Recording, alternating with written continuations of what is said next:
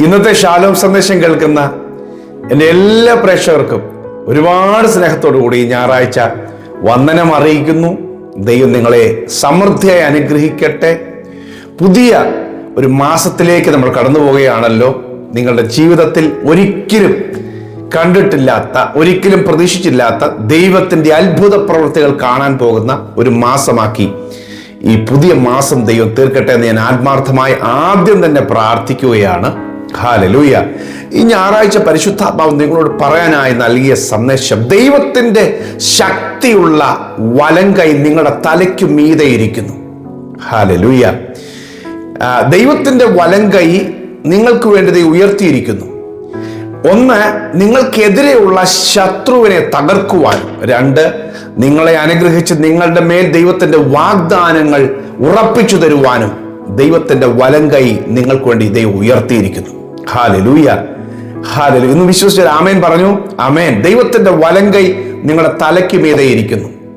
തലയുടെ മുകളിൽ നിന്ന് മരണശക്തികൾ മാറിപ്പോകും. പിശാച് നിങ്ങളെ തകർത്തു കളയുവാൻ, നിങ്ങളുടെ ഭാവിയെ ഇല്ലാതാക്കുവാൻ ഉണ്ടാക്കിയ സകല പദ്ധതികളും തന്ത്രങ്ങളും ദൈവത്തിന്റെ വലങ്കൈ നിങ്ങൾക്ക് കൊണ്ട് ഉയർത്തുമ്പോൾ മാറിപ്പോകും. ഹല്ലേലൂയ. നിങ്ങളുടെ മേൽ ദൈവത്തിന്റെ അനുഗ്രഹം വരുവാനായി ദൈവത്തിന്റെ വലങ്കൈ ദൈവം ഉയർത്തിപ്പിടിച്ചിരിക്കുകയാണ്. 118 സങ്കീർത്തനം 16-17 വാക്യം. യഹോവയുടെ വലങ്കൈ ഉയർന്നിരിക്കുന്നു, യഹോവയുടെ വലങ്കൈ വീര്യം പ്രവർത്തിക്കുന്നു. ഞാൻ മരിക്കയില്ല, ഞാൻ ജീവനോടെ ഇരുന്ന് യഹോവയുടെ പ്രവൃത്തികളെ വർണ്ണിക്കും. ഹല്ലേലൂയ. ലാസർ എന്ന് പറയുന്ന മാർത്തയുടെയും മറിയയുടെയും സഹോദരൻ, അവൻ ഇനി ലോകത്തിൽ കാണുകയില്ല. ഈ ദീനം കൊണ്ട് അവൻ മരിക്കും, ഈ ദീനം കൊണ്ട് അവന് തീർന്നു. ഇനി അങ്ങനെ ഒരു ബ്രദർ നിനക്കില്ല എന്ന് അവന്റെ സഹോദരിമാരോട് സമൂഹം വിധി എഴുതി. ഒടുവിൽ മരണവും സംഭവിച്ചു. പിന്നീടാ കാണുന്നത് യോഹന്നാന്റെ സുവിശേഷം 11-ാമത്തെ അധ്യായത്തിൽ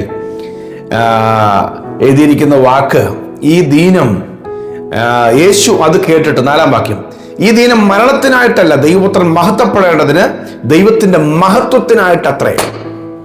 ഹല്ലേലൂയ.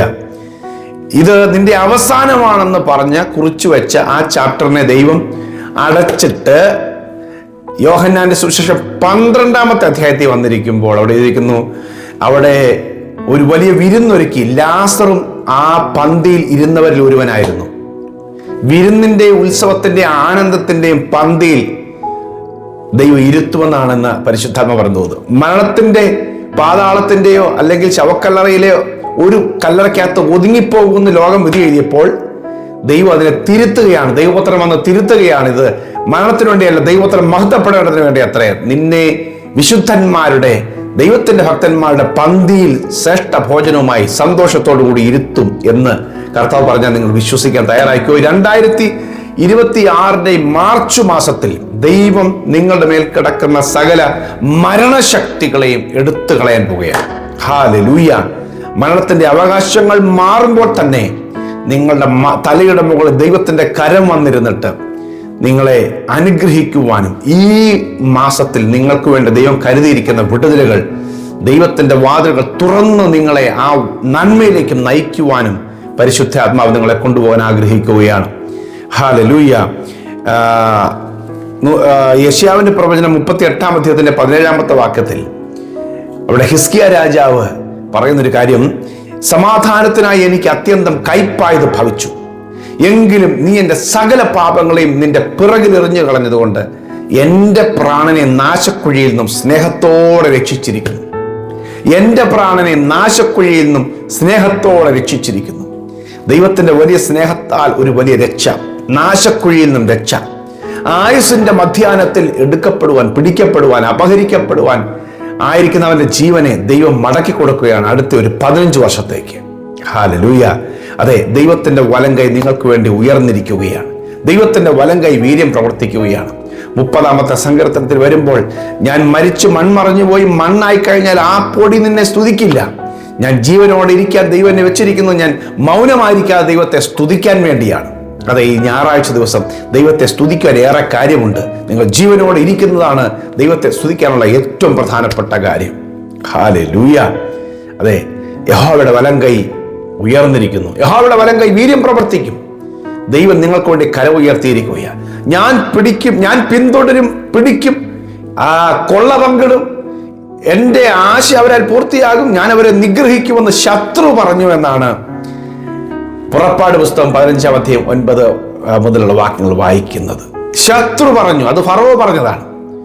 പിടിക്കും, കൊള്ള പങ്കിടും, എൻ്റെ ആശ അവരാൽ പൂർത്തിയാകും, അവരെ നിഗ്രഹിക്കും. വാൾ ഉറയിൽ നിന്ന് ഊരിപ്പിടിച്ചുകൊണ്ട് ഇസ്രായേൽ ജനങ്ങൾക്ക് നേരെ പാഞ്ഞെടുക്കുകയാണ് ഫറവോയും ശത്രു സൈന്യവും. എന്നാൽ എന്ത് സംഭവിച്ചു?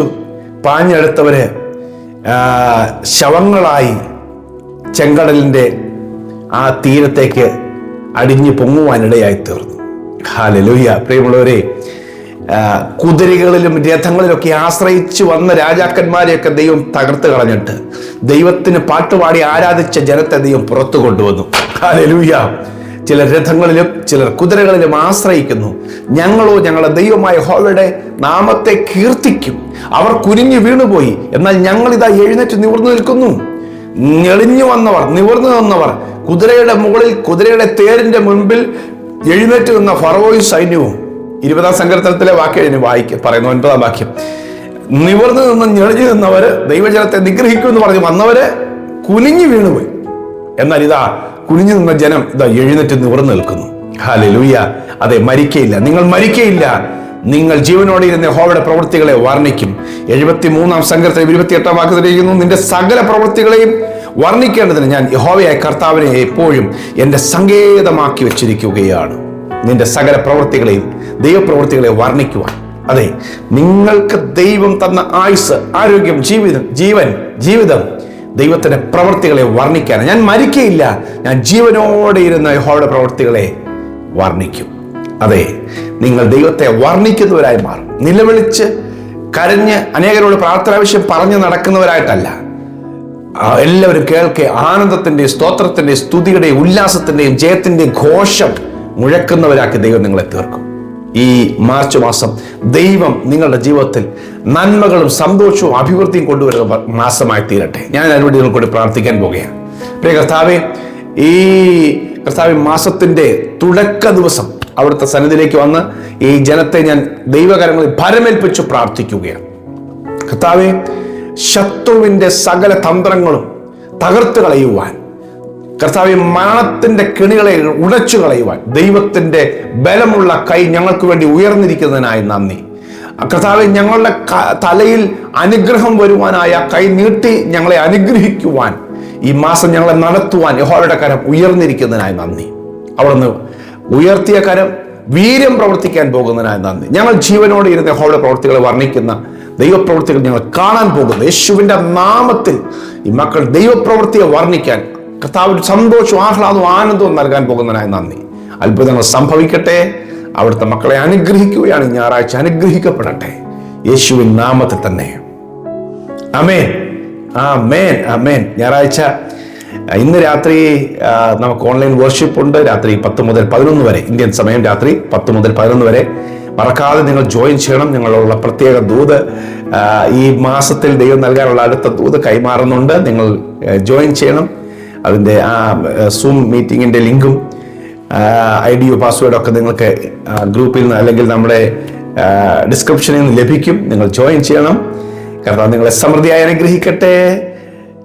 God bless you. Have a beautiful Sunday.